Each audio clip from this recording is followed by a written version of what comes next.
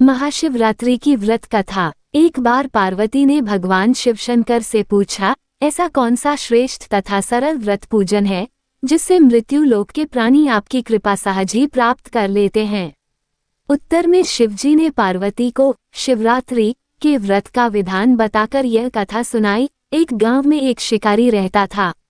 पशुओं की हत्या करके वह अपने कुटुंब को पालता था। वह एक साहूकार का ऋणी था, लेकिन उसका ऋण समय पर न चुका सका। क्रोधवश साहूकार ने शिकारी को शिवमठ में बंदी बना लिया। संयोग से उस दिन शिवरात्रि थी। शिकारी ध्यानमग्न होकर शिव संबंधी धार्मिक बातें सुनता रहा। चतुर्दशी को उसने शिवरात्रि की कथा भी सुनी। संध्या होते ही साहूकार ने उसे अपने पास बुलाया और ऋण चुकाने के विषय में बात की। शिकारी अगले दिन सारा ऋण लौटा देने का वचन देकर बंधन से छूट गया। अपनी दिनचर्या की भांति वह जंगल में शिकार के लिए निकला, लेकिन दिन भर बंदीगृह में रहने के कारण भूख प्यास से व्याकुल था। शिकार करने के लिए वह एक तालाब के किनारे बेल वृक्ष पर पड़ाव बनाने लगा। बेल वृक्ष के नीचे शिवलिंग था जो बिल्वपत्रों से ढका हुआ था। शिकारी को उसका पता न चला। पड़ाव बनाते समय उसने जो टहनियां तोड़ी वे संयोग से शिवलिंग पर गिरी। इस प्रकार दिन भर भूखे प्यासे शिकारी का व्रत भी हो गया और शिवलिंग पर बेलपत्र भी चढ़ गए। एक पहर रात्रि बीत जाने पर एक गर्भिणी मृगी तालाब पर पानी पीने पहुंची। शिकारी ने धनुष पर तीर चढ़ाकर ज्यों ही प्रत्यंचा खींची, मृगी बोली, मैं गर्भिणी हूँ, शीघ्र ही प्रसव करूंगी। तुम एक साथ दो जीवों की हत्या करोगे, जो ठीक नहीं है। मैं अपने बच्चे को जन्म देकर शीघ्र ही तुम्हारे सामने प्रस्तुत हो जाऊंगी, तब तुम मुझे मार लेना। शिकारी ने प्रत्यंचा ढीली कर दी और मृगी झाड़ियों में लुप्त हो गई। कुछ ही देर बाद एक और मृगी उधर से निकली। शिकारी की प्रसन्नता का ठिकाना न रहा। समीप आने पर उसने धनुष पर बाण चढ़ाया। तब उसे देख मृगी ने विनम्रतापूर्वक निवेदन किया, हे पारधी, मैं थोड़ी देर पहले ही ऋतु से निवृत्त हुई हूँ। कामातुर विरहिणी हूँ, अपने प्रिय की खोज में भटक रही हूँ। मैं अपने पति से मिलकर शीघ्र ही तुम्हारे पास आ जाऊंगी। शिकारी ने उसे भी जाने दिया। 2 बार शिकार को खोकर उसका माथा ठनका। वह चिंता में पड़ गया। रात्रि का आखिरी पहर बीत रहा था। तभी एक अन्य मृगी अपने बच्चों के साथ उधर से निकली। शिकारी के लिए ये स्वर्णिम अवसर था। उसने धनुष पर तीर चढ़ाने में देर न लगाई। वह तीर छोड़ने ही वाला था कि मृगी बोली, हे पारधी, मैं इन बच्चों को पिता के हवाले करके लौटाऊंगी। इस समय मुझे मत मार। शिकारी हंसा और बोला, सामने आए शिकार को छोड़ दूं, मैं ऐसा मूर्ख नहीं। इससे पहले मैं 2 बार अपना शिकार खो चुका हूँ। मेरे बच्चे भूख प्यास से तड़प रहे होंगे। उत्तर में मृगी ने फिर कहा, जैसे तुम्हें अपने बच्चों की ममता सता रही है, ठीक वैसे ही मुझे भी, इसलिए सिर्फ बच्चों के नाम पर मैं थोड़ी देर के लिए जीवनदान मांग रही हूँ। हे पारधी, मेरा विश्वास कर, मैं इन्हें इनके पिता के पास छोड़कर तुरंत लौटने की प्रतिज्ञा करती हूँ। मृगी का दीन स्वर सुनकर शिकारी को उस पर दया आ गई। उसने उस मृगी को भी जाने दिया। शिकार के अभाव में बेल वृक्ष पर बैठा शिकारी बेलपत्र तोड़ तोड़कर नीचे फेंकता जा रहा था। पाँव फटने को हुई तो एक हष्टपुष्ट मृग उसी रास्ते पर आया। शिकारी ने सोच लिया कि इसका शिकार वह अवश्य करेगा। शिकारी की तनी प्रत्यंचा देखकर मृग विनीत स्वर में बोला, हे पारधी भाई, यदि तुमने मुझसे पूर्व आने वाली 3 मृगियों तथा छोटे छोटे बच्चों को मार डाला है तो मुझे भी मारने में विलंब न करो, ताकि उनके वियोग में मुझे एक क्षण भी दुख न सहना पड़े। मैं उन मृगियों का पति हूँ। यदि तुमने उन्हें जीवनदान दिया है तो मुझे भी कुछ क्षण जीवनदान देने की कृपा करो। मैं उनसे मिलकर तुम्हारे सामने उपस्थित हो जाऊंगा। मृग की बात सुनते ही शिकारी के सामने पूरी रात का घटना चक्र घूम गया। उसने सारी कथा मृग को सुना दी। तब मृग ने कहा, मेरी 3 पत्नियां जिस प्रकार प्रतिज्ञाबद्ध होकर गई हैं, मेरी मृत्यु से अपने धर्म का पालन नहीं कर पाएंगी। अतः जैसे तुमने उन्हें विश्वासपात्र मानकर छोड़ा है, वैसे ही मुझे भी जाने दो। मैं उन सबके साथ तुम्हारे सामने शीघ्र ही उपस्थित होता हूँ। उपवास, रात्रि जागरण तथा शिवलिंग पर बेलपत्र चढ़ाने से शिकारी का हिंसक हृदय निर्मल हो गया था। उसमें भगवद शक्ति का वास हो गया था। धनुष तथा बाण उसके हाथ से सहज ही छूट गए। भगवान शिव की अनुकंपा से उसका हिंसक हृदय कारुणिक भावों से भर गया। वो अपने अतीत के कर्मों को याद करके पश्चाताप की ज्वाला में जलने लगा। थोड़ी ही देर बाद मृग सपरिवार शिकारी के समक्ष उपस्थित हो गया ताकि वह उनका शिकार कर सके, किंतु जंगली पशुओं की ऐसी सत्यता, सात्विकता एवं सामूहिक प्रेम भावना देखकर शिकारी को बड़ी ग्लानि हुई। उसके नेत्रों से आंसुओं की झड़ी लग गई। उस मृग परिवार को न मारकर शिकारी ने अपने कठोर हृदय को जीव हिंसा से हटा सदा के लिए कोमल एवं दयालु बना लिया। देवलोक से समस्त देव समाज भी इस घटना को देख रहा था। घटना की परिणति होते ही देवी देवताओं ने पुष्प वर्षा की। तब शिकारी तथा मृग परिवार मोक्ष को प्राप्त हुए।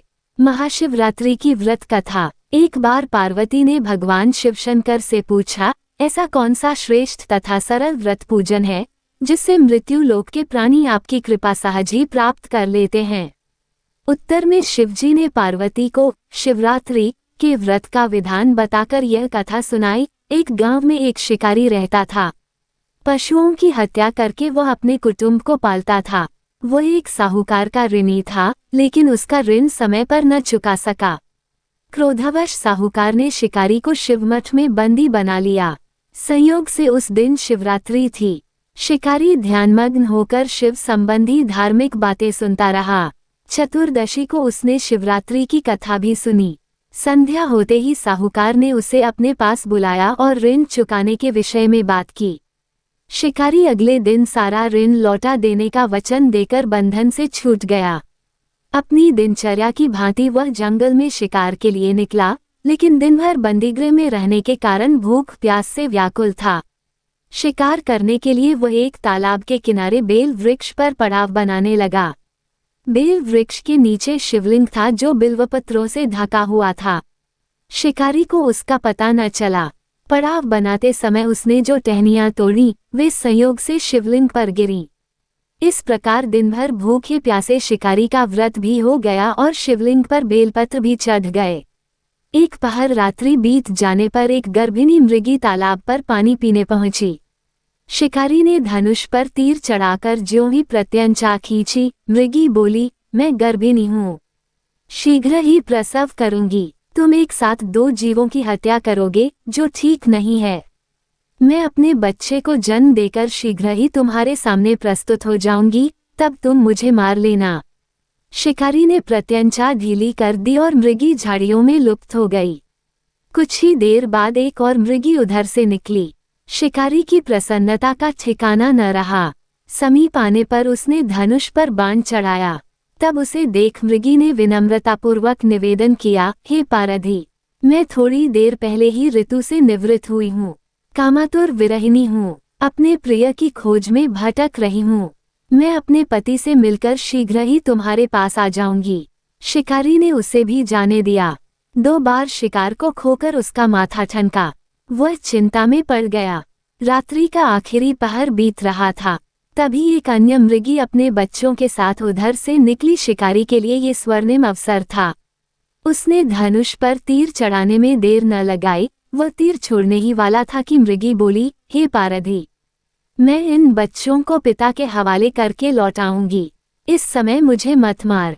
शिकारी हंसा और बोला, सामने आए शिकार को छोड़ दूं, मैं ऐसा मूर्ख नहीं। इससे पहले मैं 2 बार अपना शिकार खो चुका हूँ। मेरे बच्चे भूख प्यास से तड़प रहे होंगे। उत्तर में मृगी ने फिर कहा, जैसे तुम्हें अपने बच्चों की ममता सता रही है, ठीक वैसे ही मुझे भी, इसलिए सिर्फ बच्चों के नाम पर मैं थोड़ी देर के लिए जीवनदान मांग रही हूँ।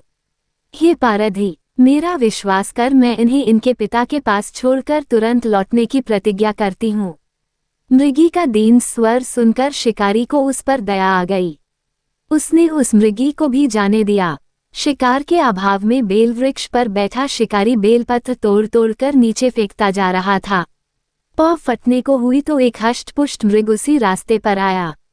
शिकारी ने सोच लिया कि इसका शिकार वह अवश्य करेगा। शिकारी की तनी प्रत्यंचा देखकर मृग विनीत स्वर में बोला, हे पारधी भाई, यदि तुमने मुझसे पूर्व आने वाली 3 मृगियों तथा छोटे छोटे बच्चों को मार डाला है तो मुझे भी मारने में विलंब न करो, ताकि उनके वियोग में मुझे एक क्षण भी दुख न सहना पड़े। मैं उन मृगियों का पति हूँ। यदि तुमने उन्हें जीवन दान दिया है तो मुझे भी कुछ क्षण जीवन दान देने की कृपा करो।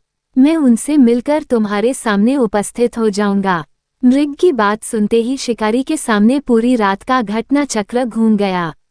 उसने सारी कथा मृग को सुना दी। तब मृग ने कहा, मेरी तीनों पत्नियां जिस प्रकार प्रतिज्ञाबद्ध होकर गई हैं, मेरी मृत्यु से अपने धर्म का पालन नहीं कर पाएंगी। अतः जैसे तुमने उन्हें विश्वासपात्र मानकर छोड़ा है, वैसे ही मुझे भी जाने दो। मैं उन सबके साथ तुम्हारे सामने शीघ्र ही उपस्थित होता हूँ। उपवास, रात्रि जागरण तथा शिवलिंग पर बेलपत्र चढ़ाने से शिकारी का हिंसक हृदय निर्मल हो गया था। उसमें भगवद शक्ति का वास हो गया था। धनुष तथा बाण उसके हाथ से सहज ही छूट गए। भगवान शिव की अनुकंपा से उसका हिंसक हृदय कारुणिक भावों से भर गया। वो अपने अतीत के कर्मों को याद करके पश्चाताप की ज्वाला में जलने लगा। थोड़ी ही देर बाद मृग सपरिवार शिकारी के समक्ष उपस्थित हो गया ताकि वह उनका शिकार कर सके, किंतु जंगली पशुओं की ऐसी सत्यता, सात्विकता एवं सामूहिक प्रेम भावना देखकर शिकारी को बड़ी ग्लानि हुई। उसके नेत्रों से आंसुओं की झड़ी लग गई। उस मृग परिवार को न मारकर शिकारी ने अपने कठोर हृदय को जीव हिंसा से हटा सदा के लिए कोमल एवं दयालु बना लिया। देवलोक से समस्त देव समाज भी इस घटना को देख रहा था। घटना की परिणति होते ही देवी देवताओं ने पुष्प वर्षा की। तब शिकारी तथा मृग परिवार मोक्ष को प्राप्त हुए। वीडियो अच्छी लगे तो लाइक सब्सक्राइब करना ना भूले।